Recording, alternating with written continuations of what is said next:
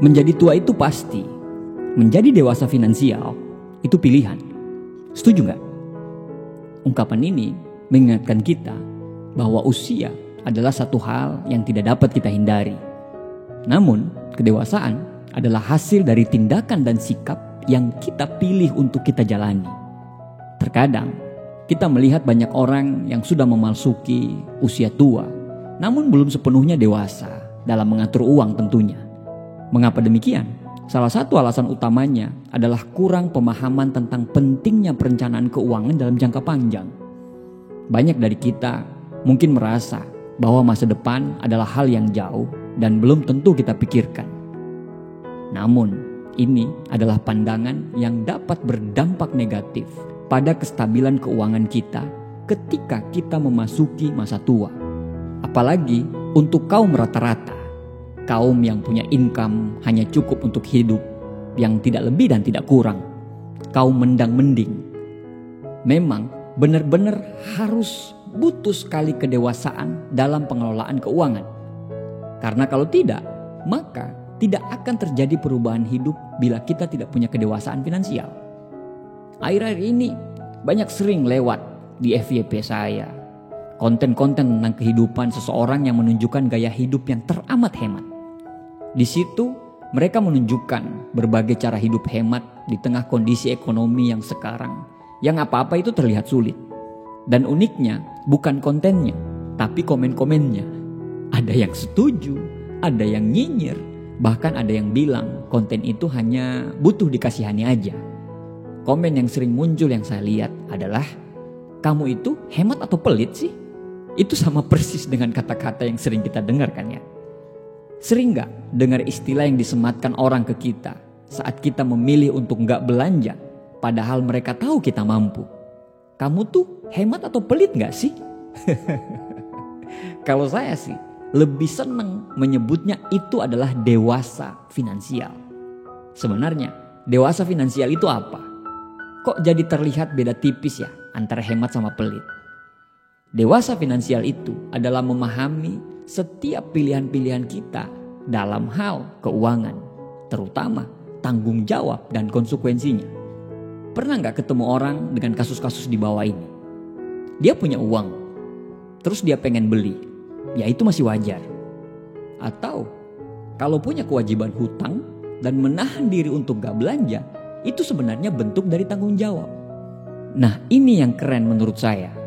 Punya uang, tapi tidak belanja ini itu yang belum prioritas. Karena sadar ada prioritas lain yang lebih penting. Itu yang namanya dewasa finansial. Ada banyak cara yang menjadi pola pikir kita untuk menjadi seseorang yang dewasa finansial. Tapi yang saya coba kemukakan adalah beberapa poin-poin penting saja yang menjadi poin mindset keuangan kita agar kita mampu menjadi orang yang dewasa secara finansial. Yang pertama, berani bertanggung jawab atas semua uang yang kita miliki. Coba ingat-ingat, berapa banyak uang yang Anda miliki dalam satu bulan. Dan kamu harus mengelola uang tersebut supaya bisa cukup. Kalau kamu tidak boros dan pintar memilah mana kebutuhan-kebutuhan yang penting yang menjadi prioritas pengeluaran kamu, maka bisa jadi uang kamu akan cukup, bahkan mungkin ada sisanya. Tapi kalau kamu tidak punya tanggung jawab terhadap uang yang kamu miliki, tidak berpikir mana yang penting dan mana yang enggak, maka kamu akan membelanjakan dan mengeluarkan uang tanpa rencana. Nah, dari situ makanya akan bocor sana dan bocor sini. Bahkan bisa jadi kamu akan lebih banyak berhutang demi mencukupi kebutuhan bulanan kamu. Dan terjadilah siklus gali lubang tutup lubang yang tidak pernah tertutup-tutup. Yang kedua, konsisten dan disiplin. Ini hal yang paling sulit sebenarnya, yaitu konsisten dan disiplin. Mampu nggak kamu konsisten dan disiplin terhadap apa yang sudah kamu putuskan dan apa yang sudah kamu rencanakan? Misalnya, tahun ini kamu berencana untuk menabung 1 juta per bulan, supaya di akhir tahun kamu bisa punya tabungan 12 juta rupiah misalnya. Mungkin bulan pertama kamu semangat 45 karena tujuan akhir kamu di akhir tahun itu 12 juta. Bulan kedua masih semangat 1 juta. Bulan ketiga mulai berpikir, kayaknya 500 ribu aja dulu deh. Saya pengen beli jam baru. Atau saya pengen ganti handphone. Nah, di sini harus hati-hati. Biasanya di bulan keempat dan seterusnya bisa jadi kamu tidak akan menabung 1 juta per bulan lagi. Terus gimana dong? Masa gak ada cara menabung sih? Ini dari saya ya. Saya coba kasih satu alternatif. Tapi saya kembalikan lagi ke Anda masing-masing dengan sistem manajemen di kehidupan Anda masing-masing. Kalau saya, buka satu tabungan yang auto debit dari rekening gaji atau rekening penghasilan kamu. Nah, setiap bulan di tanggal kita gajian, lakukan auto debit langsung ke rekening tabungan kita. Hal itu pasti berhasil banget buat kita bisa punya tabungan 12 juta setiap tahunnya. Atau siapkan tabungan manual yang terkunci rapat. Jadi kita tidak bisa ambil kecuali kita merusak tabungan atau celengan tersebut. Kamu bisa pilih mana yang paling pas untuk kamu. Atau kamu bisa pilih mana yang sesuai dengan manajemen kehidupan kamu. Yang ketiga, tahu mana yang butuh dan tahu mana yang hanya sekedar ingin. Sebagian orang sebenarnya paham sekali mana yang butuh dan mana yang hanya keinginan. Seperti makan di kafe yang mahal. Coba tanya ke hati Anda, itu kebutuhan atau keinginan sih? Jangan saklek bilang, masa gitu aja gak boleh ya? Ya kembalikan lagi ke kehidupan kita masing-masing. Itu kebutuhan atau hanya keinginan? Intinya butuh kedewasaan finansial agar orang mampu menunda kesenangannya, mampu memilah dan mampu menunda kesenangan untuk mengutamakan kebutuhan, mampu menahan keinginannya dan mengutamakan kebutuhannya. Yang keempat, punya persiapan untuk kondisi darurat. Kita sebagai masyarakat Indonesia dari kecil sering diajarkan bagaimana mengatasi kondisi darurat. Bersiap pada kondisi terburuk. Contohnya, ibu-ibu kita dulu sering mengajarkan ketika kita sudah punya penghasilan, cobalah menabung emas. Dan seringnya alasan yang kita dengar dari mereka adalah untuk jaga-jaga. Dan tahu nggak? Itu cara kuno. Tapi sampai sekarang masih sangat terbukti bahwa itu adalah kedewasaan finansial. Saat saya 20 tahun lalu sudah berkeluarga, di awal-awal meniti karir dalam hidup, saya lihat bahwa pendapat itu sangat benar. Di saat darurat, kita bisa punya persiapan untuk mengatasi kondisi terburuk. Kalau kita tidak punya uang simpanan sama sekali, atau tiba-tiba kita di PHK dari tempat kerja kita, atau tiba-tiba seperti kemarin ada COVID-19, ekonomi dunia terpuruk. Bukan cuma dunia, ekonomi pribadi kita pun jadi compang-camping. Nah, kebayang kalau kita tidak punya persiapan uang atau apapun dalam menghadapi kondisi darurat.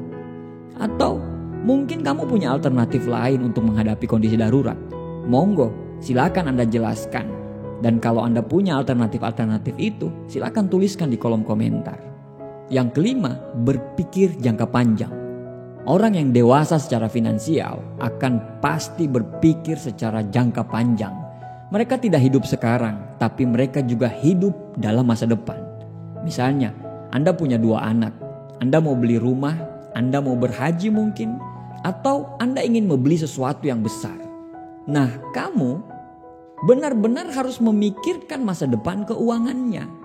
Berapa penghasilan utamanya, berapa penghasilan tambahannya mungkin, atau berapa yang kita harus sisihkan untuk tabungan sekolah anak, tabungan rumah, atau tabungan haji kita.